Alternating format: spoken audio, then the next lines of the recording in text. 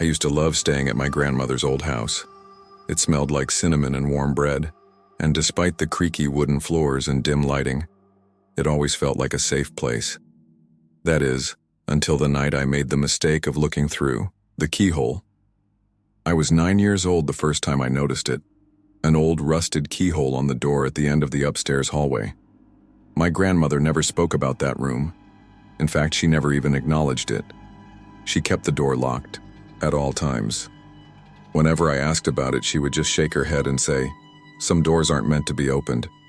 One night, curiosity got the best of me. The house was silent, save for the ticking of the old grandfather clock downstairs. I crept down the hallway, my bare feet barely making a sound on the wooden floor. The door stood there, unmoving, as if it had been waiting for me. I placed my eye to the keyhole. At first, I saw nothing. Just pitch-black darkness, as if the room had no windows. But as my vision adjusted, a figure started to take shape. A woman standing in the middle of the room. She was dressed in white, unmoving, her back facing me. Something about her posture felt wrong. Her arms hung limply at her sides, her head tilted slightly forward. She wasn't doing anything, just standing there. A chill ran down my spine and I stumbled away from the door, suddenly overwhelmed with the feeling that I had seen something I wasn't supposed to. I rushed back to my room, buried myself under the covers, and forced myself to sleep. The next morning, I found my grandmother in the kitchen and hesitantly brought up what I had seen. Her face drained of color. Her hands trembled as she placed her tea down, and for the first time in my life, I saw fear in her eyes. "You looked through the keyhole," she whispered.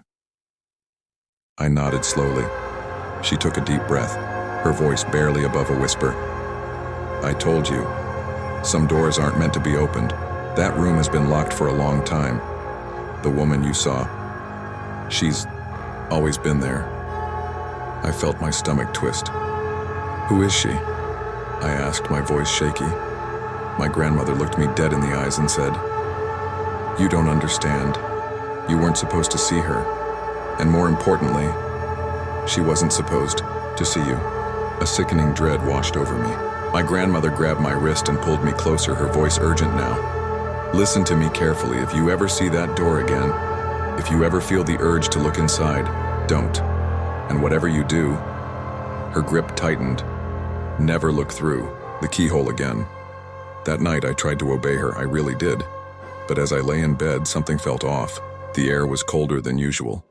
The house was silent. Too silent. And then, just as I was about to drift off to sleep, a soft knock at my bedroom door. I froze.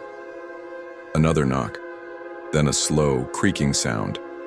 The door to my room was opening. I turned, onto my side, my heart pounding.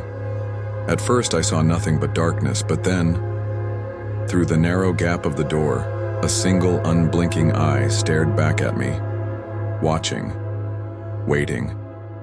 It was her, and she was looking through the keyhole. The end.